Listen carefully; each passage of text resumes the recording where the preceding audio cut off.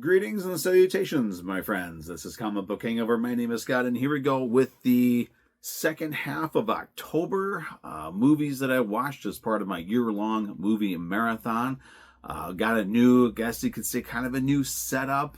We went ahead and, in our living room, made up some shelves. They're not fancy shelves. They're plain shelves or plain wooden shelves that are just screwed to the wall. Nothing fancy, nothing spectacular, but enough to get about half of our movies up. We got this huge section back here, and we got another section on the other side of the room with the rest of our movies. So with all of our movies up and organized and on shelves, I'm hoping to be able to do more stuff with the movies that I have in my collection, such as continuing these videos here where I talk about some of the movies that I watched as part of my year-long movie marathon.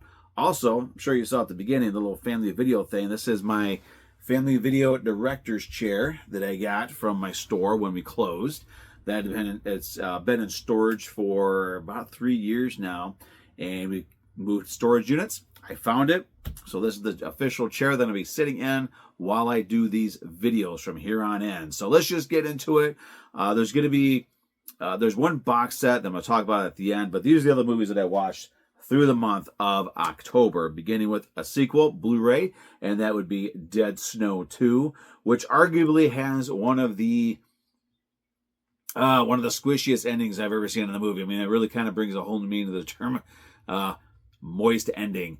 So in this one here, you've got, in addition to our hero from the first movie who carries over into this one, in addition to fighting Nazi zombies, the Nazi zombies are raising an army of the undead to take over. Our hero winds up figuring out that he can raise zombies as well through a series of events. You have to watch the movie to find out if you haven't seen it yet. And he raises an army of communist, of Russian zombies who are enemies of the Nazi zombies. So you have Nazi zombies versus communist zombies in a small town, people getting run over by tanks and getting blown up. And let me warn everybody here, if you have a problem with kids being hurt or killed in a movie, especially an Evil Dead-esque sort of a horror satire like this, then definitely don't watch it, because there are kids who do meet an untimely end in that movie. But my God, it is so much fun. Next up, we've got Five Nights at Freddy's sequel coming out. So I figured, you know what, we're going to watch the Banana Splits movie, which is basically the same thing as the Five Nights at Freddy's movie. Only this is taking the Banana Splits was an old TV show back from the 1960s. Sid Marty Krofft, I think it was. And it was people in these outfits performing songs, doing skits, and that sort of thing. In this one, it's said that the characters are actually animatronics. And of course, the animatronics go haywire, kill people, and hilarity ensues. Very fun, very, very entertaining film. Speaking of entertaining ones, this is the first DVD for this half of the month, Zombie World. This is an anthology zombie film that is told from the perspective of a news reporter who is trying to keep the world informed about the zombie apocalypse. And through various techniques and various technologies, we're able to go back to the biblical times and see the very first zombie. We're able to see an individual who has anger management problems, how he deals with the whole zombie thing. I mean, it's really good. It's a very, very entertaining film. I really enjoyed it. It's one that I can sit down pretty much any time and watch. Zombie World. So much fun. Next one. This one had a lot of potential, had a lot of promise to it. Listen to these names: Tony Todd, Bill Moseley, Angus Scrimm, and Linnea Quigley. Now, if you think there's going to be a horror film with those names in it, those are pedigree names. Those are iconic names in the horror industry. But you could either have a great movie with that, or you can have Disciples, a movie that makes absolutely no sense, goes absolutely nowhere, has no characters in there that you could really support, because you have no idea who the hell is talking about whatever the hell it is they're talking about. So this movie's kind of a waste of time. I wouldn't recommend it. As a matter of fact, I am getting rid of that one. So next up, one that I'm definitely not getting rid of, because I absolutely love this entire series of movies, and that is Hatchet. An absolute lover. Now this is an example. So this one has Tony Todd. It's got Kane Hodder and Robert Englund. And then in the sequels, you get Daniel Harris, you get Zach Galligan, you get all kinds of great icons of the horror genre and like the subgenres of horror. And this one is how you do it. This is how you take big names, you put them in a movie, and you make a kick-ass film on it. And this is also a love letter to 1980s slasher and horror films. So if you like those movies and you haven't seen Hatchet yet, you need to check it out. The best thing about it is the gore, it's practical effects. Or as I like to call them, real special effects. None of that CG bullshit that we get in movies today. Sorry about my language, but I get tired of all the CG stuff. I'm an old school guy. I like old school stuff. So, whatever. If you like the CG stuff, I'm not hating on it. It's just not for me. Another one. This is a Troma video. Probably one of the few that I watched this year. And this is Redneck Zombies. And if you're familiar with Troma and you're familiar with zombies, you put them together, you get Redneck Zombies. That's pretty much all I can say about that. This version, though, has the CD soundtrack that comes with it. So take that for what it's worth. And, of course, we could not have a Halloween movie marathon without, of course, the granddaddy of all Halloween horror films. And that is, of course, Halloween. And this year I decided to introduce my 10-year-old to this movie. Fortunately, I was able to do the same thing I did with Army of Darkness. When I showed him Army of Darkness the first time, I didn't want to overwhelm him with all the stuff that was in it. So I have the Shout Factory version that has the theatrical cut, the director's cut, the international cut, and the TV cut. I showed him the TV cut because I had a lot of the stuff cut out. This version here also has, on one of the 3 discs, has the TV cut. So certain things that I didn't want my kid to see for the time being have been edited out. So he was able to still enjoy Halloween, enjoy the essence of what Halloween is, without being overwhelmed with stuff that he, at 10 years old, probably shouldn't see. For what it's worth, though, he said he really liked it. Another film that we actually both enjoyed, and this one I let him watch for the first time as well, and that is Cockneys vs. Zombies. It's one of the few movies, for whatever reason, I keep the slipcase for. I don't know why, because I hate slipcases. I think they're the dumbest thing in the world. Again, just my opinion. I know a lot of guys and gals out there, you like having these slipcases. I don't understand the point of them. I generally get rid of them, but for some reason, Cockneys versus Zombies is one of the few that I keep the slipcase for. But this, when I was trying to explain to my 10-year-old what this is, because he was wondering what Cockneys means, and I tried my best to explain to him what it is, as far as it's kind of a way people talk, a certain dialect, a certain word usage that certain British people use.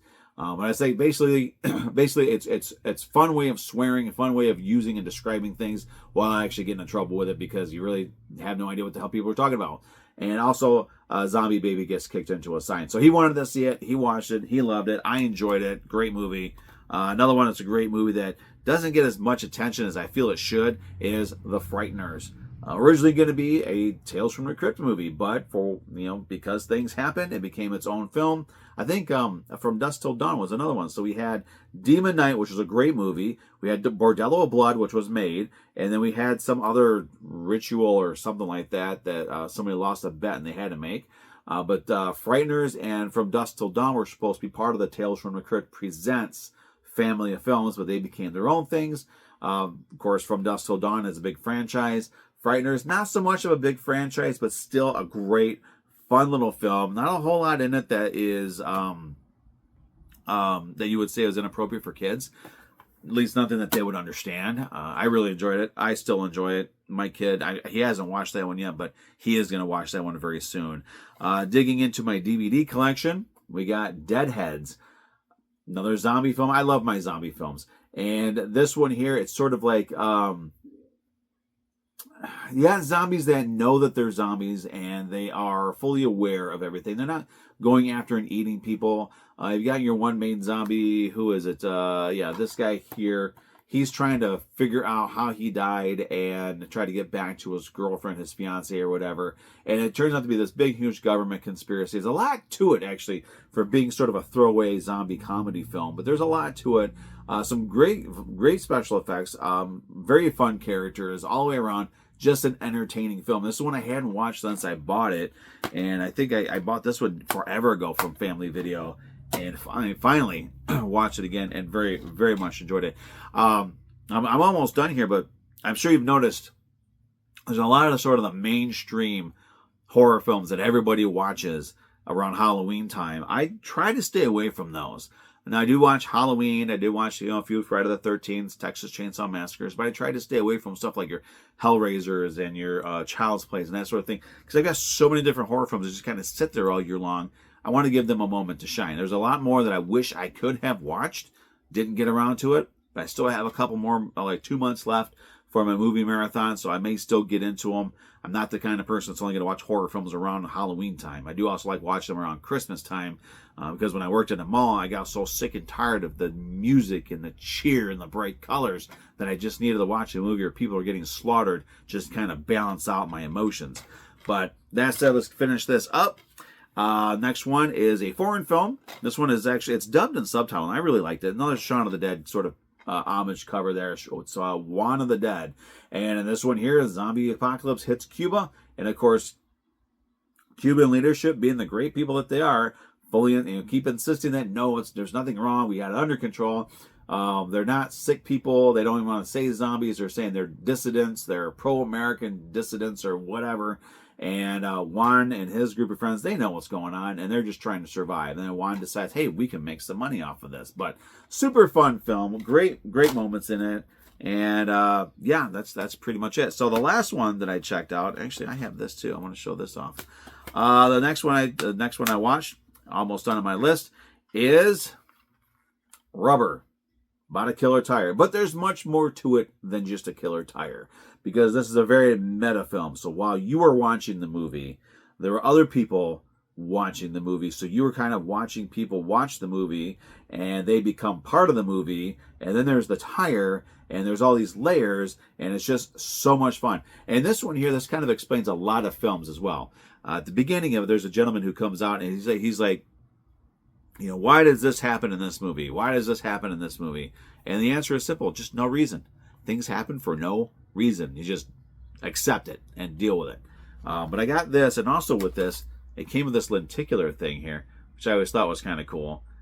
It originally was in the outer part of this case, but I've since taken it apart, and I put this inside the case so that it doesn't get damaged or faded by light or anything like that. So now that's not all the movies. These last couple of films, these last 4 or 5 movies, I'm going to lump all together because they are part of the same set, and that is, along with everybody else, and of course I'm a huge fan of the franchise, so there's no way in hell I'm going to pass this one up, but Nightmare on Elm Street. So with this one here, with my son, we watched a Nightmare on Elm Street 4 Dream Warriors, 3 Dream Warriors, 4 Dream Master, 5 Dream Child, and Freddy's Dead: The Final Nightmare.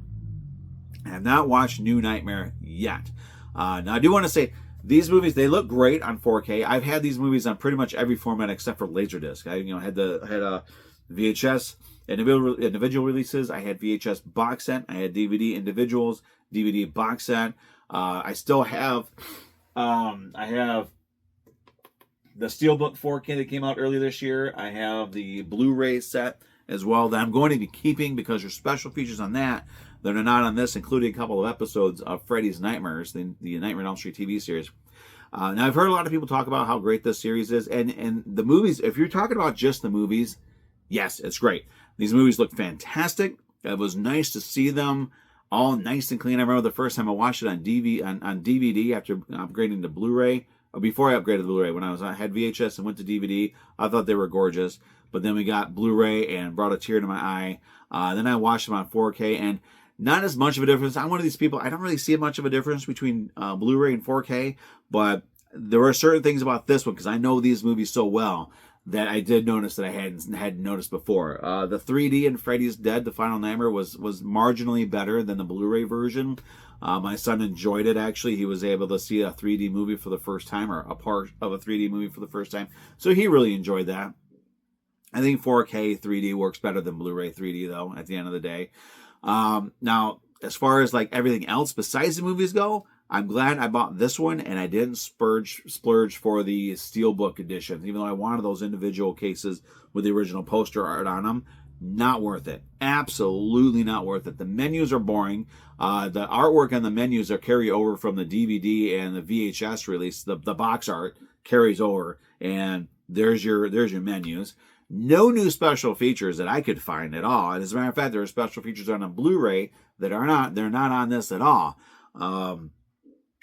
So I don't know why New Line Cinema and Warner Brothers continues to disrespect this franchise, but they need to get their acts together because this deserved more than this. Also, even like the packaging on this. Granted, this is one of my favorite images, one of my favorite publicity photos from A Nightmare on Elm Street 4 of all time. I have the poster of this I got to put up, but I have a poster of this that I've had since this came out. So the poster is really beat up, but it looks really cool. But this is also, hopefully these movies don't all fall apart. But on the Blu-ray case, that's the same image. That is the exact same image that they used. So why didn't we get new box art for this, New Line?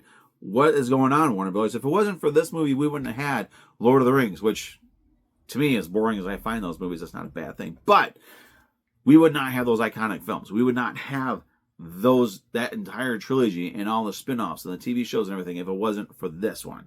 So I think Nightmare on Elm Street deserves a little bit more respect, a lot more respect from Warner Brothers. But if you're looking for it for just the movies, definitely check it out because the films look fantastic. I mean, I absolutely love it.